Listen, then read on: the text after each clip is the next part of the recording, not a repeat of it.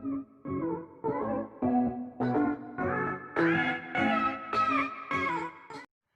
Students and welcome back to our channel excellent learning point. तो बच्चों, आज की इस वीडियो में हम क्लास 10th का वर्कशीट नंबर 57 डिस्कस करने जा रहे हैं। ये हमारी हिंदी की वर्कशीट है कन्यादान। ठीक है, तो देखो क्या दे रखा है। लिखा हुआ है छोटी सी बच्चों कविता दे रखी है और इसके आधार पर आपको जो ये कविता पूरी दे रखी है, इसके आधार पर कुछ प्रश्न उत्तर दे रखे हैं, उन्हें हमें करना है। ठीक है, तो चलो बच्चों, मैं ऊपर ऊपर से आपकी ये कविता पढ़ लेता हूँ और आपको थोड़ा बहुत समझा देता हूँ, फिर हम क्वेश्चन आंसर को अच्छे से एक्सप्लेन करके पढ़ेंगे। ठीक है, तो देखो क्या लिखा हुआ है। लिखा हुआ है, कितना प्रामाणिक था उसका दुख, लड़की को दान में देते वक्त जैसे वही उसकी अंतिम पूंजी हो। बच्चों, यहाँ पर ना एक माँ जो है अपनी बेटी का कन्यादान कर रही है और उससे कुछ इस तरह से महसूस कर रहा है, मतलब उसको इस तरह से महसूस हो रहा है कि जैसे वही बेटी उसकी एक अंतिम पूंजी हो। ठीक है, आगे लिखा हुआ है, लड़की अभी सयानी नहीं थी, मतलब कि लड़की इतनी भी समझदार नहीं थी, अभी इतनी भोली सरल थी कि उसे सुख का आभास तो होता था, लेकिन दुख बाँचना नहीं आता था। मतलब कि वो सुख का आभास तो उसे हो जाता था, मगर दुख बाँचना जो होता है वो नहीं कर पाती थी। ठीक है, पाटिका थी वह धुंधले प्रकाश की, कुछ तुकों और कुछ लब्ध पंकितों की। माँ ने कहा, पानी में झांक कर अपने चेहरे पर मत रीझना, आग रोटियां सेकने के लिए है, जलने के लिए नहीं। मतलब एक ना, मतलब कि यहाँ पर माँ अपनी बेटी को सीख दे रही है कुछ, कि आग रोटियां सेकने के लिए है और जलने के लिए नहीं। एक कविता में है ये। मतलब कि आपको पता होगा कि पुराने जमाने में लोगों लड़कियों को आग में जला दिया जाता था। अगर मतलब कि अगर वो उनकी बात ना माने, जो मायका है उनका, या जो भी ससुराल ससुराल जो है उनका, वहाँ पे अगर उनकी बात ना माने तो जला जला दिया जाता था। तो इस तरह से वो अभी सीख दे रही है अपनी माँ जो अपनी बेटी को सीख दे रही है। ठीक है, कि आग रोटियां सेकने के लिए है, जलने के लिए। तो जल अगर कभी भी कुछ ऐसा हो तो तुम्हें डट के क्या कहते हैं, अपने मुश्किलों का सामना करना है। ठीक है, फिर देखो यहाँ पे है, वस्त्र और आभूषण शाब्दिक भ्रमों की तरह बंधन में स्त्री जीवन बंधन है। स्त्री जीवन के माँ ने कहा, लड़की होना पर लड़की जैसी दिखाई मत देना। अब मतलब कि देखो, वस्त्र और आभूषण को आप इतना भी मतलब कि शाब्दिक भ्रमों की तरह है, मतलब कि ये सब भ्रम है, इसके ऊपर मत जाना। मतलब कुछ होती ना लड़कियां जो आभूषण हो गया, वस्त्र हो गया, इसी में रहती हैं, तो ये सब भ्रम है, इससे रिश्ते टूटते हैं, इन पे मत जाना।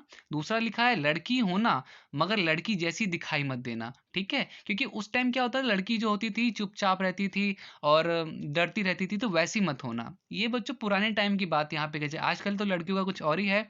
आजकल तो मतलब कि किसी का कोई कंपटीशन नहीं है। ठीक है ना, और लड़की लड़कियों में कोई भेदभाव नहीं होता आज के टाइम में, बट पुराने टाइम में होता होता था। तो ये चीज़ यहाँ पे कविता में एक माँ अपनी बेटी को कुछ सीख दे रही है कन्यादान करते वक्त। ठीक है, तो ये हो गया बच्चों हमारी कविता, और इससे रिलेटेड कुछ क्वेश्चन मतलब कि प्रश्न उत्तर है हमारे, वो हमें करने हैं। ठीक है, तो चलो बच्चों देखते हैं क्या है प्रश्न उत्तर। तो बच्चों देखो, आपका सबसे पहला प्रश्न है, आपके विचार से माँ ने ऐसा क्यों कहा कि लड़की होना पर लड़की जैसी दिखाई मत देना। तो यहाँ पे बच्चों इसका उत्तर होगा, मेरे विचार से लड़की की माँ ने ऐसा इसलिए कहा होगा ताकि लड़की अपने नारी सुलभ गुणों, सरलता, निश्चलता, धैर्य आदि गुणों को तो बनाए रखे, परंतु वह इतनी कमजोर भी ना होने पाए कि लड़की समझकर लोग उसका शोषण ना करने लगे। मतलब कि बच्चों, लड़की समझ के कोई उसे कमजोर ना समझे और उसका शोषण ना करे। ठीक है, उसके साथ कोई बुरा व्यवहार ना करे। तो ये चीज होगी बच्चों, माँ ने ऐसा क्यों कहा था, तो इसलिए कहा था। आई होप आपको पहला प्रश्न समझ में आ गया होगा अच्छे से। ठीक है, इसके बाद बच्चों आपका सेकंड जो है, सेकंड में आपका दो पार्ट है, क पार्ट है, उसके बाद आपका एक ख पार्ट है। ठीक है, तो पहले हम देखते हैं क पार्ट। क्या लिखा है, आग आग रोटियां सेकने के लिए है, जलने के लिए नहीं।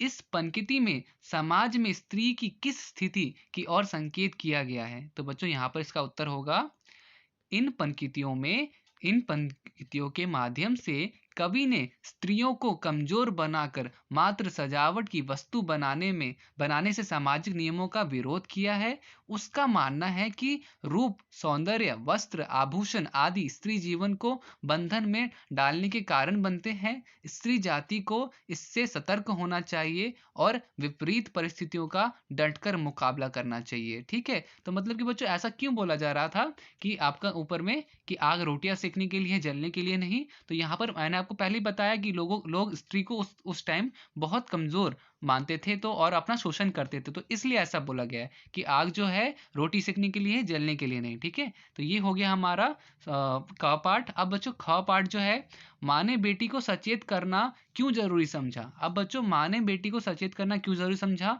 देखो सबसे पहली बात, उसे पता था कि दुनियादारी में कौन सी चीज कैसी है नहीं है। उसकी बेटी इतनी समझदार नहीं थी कि वो इन सब चीजों को समझ सके, इसलिए माँ उसको समझा रही थी।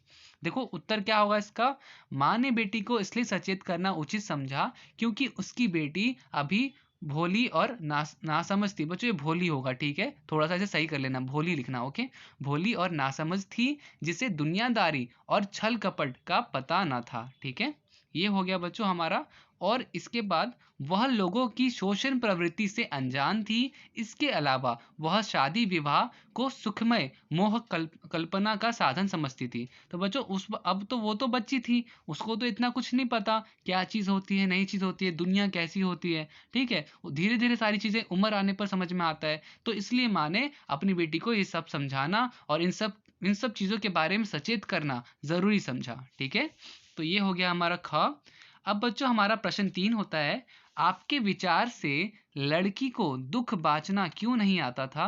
तो बच्चों यहाँ पर क्या होगा, बेसिकली लड़की छोटी थी काफी, तो यहाँ पे क्या होगा उत्तर इसका, कन्यादान कविता में ऐसा इसलिए कहा गया कि लड़की को दुख बांचना नहीं आता क्योंकि लड़की अभी सयानी नहीं हुई। सयानी मतलब कि समझदार, इतनी समझदार नहीं हुई।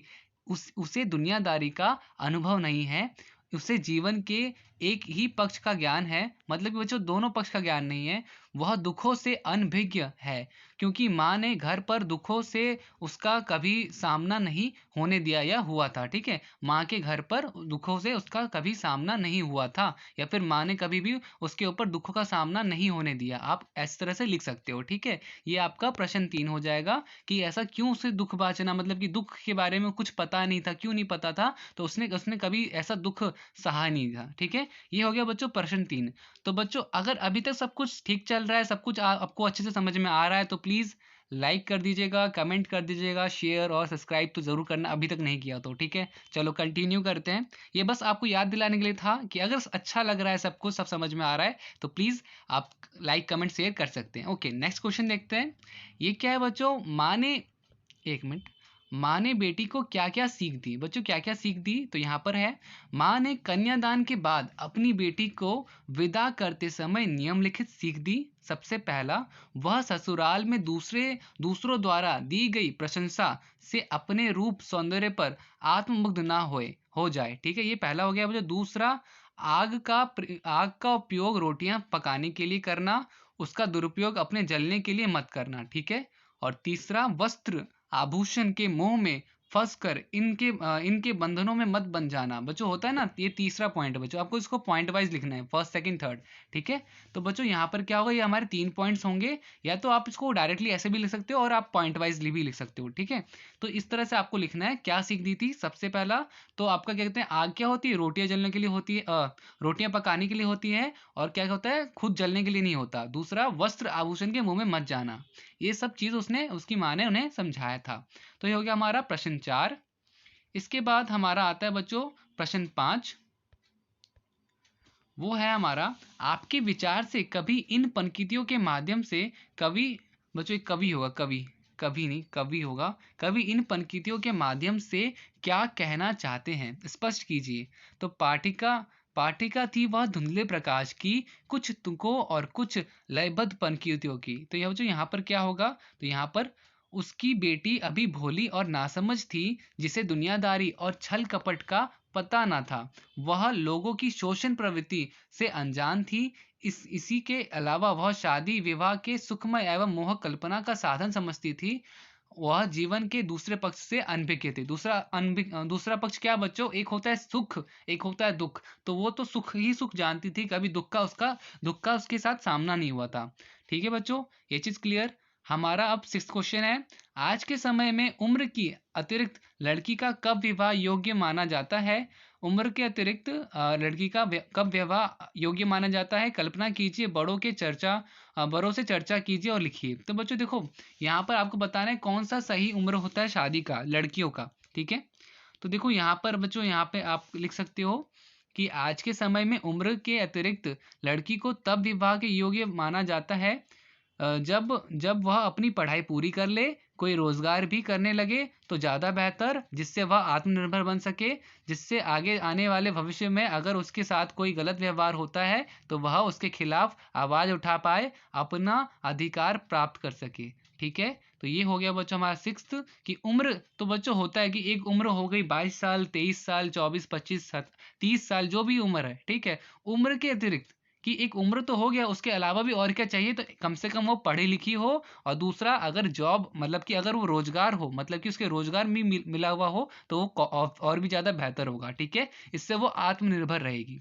तो ये था बच्चों हमारा पूरा का पूरा वर्कशीट के क्वेश्चन आंसर्स। वापस हम आपको याद दिला रहे हैं, अगर वीडियो अच्छी लगी तो वीडियो को लाइक शेयर कमेंट ज़रूर कीजिएगा। और अगर आप चैनल पे नए हो, फर्स्ट टाइम आए हो, तो चैनल को मतलब कि सब्सक्राइब कर ही देना, ठीक है ना। और आज की वीडियो में इतना ही।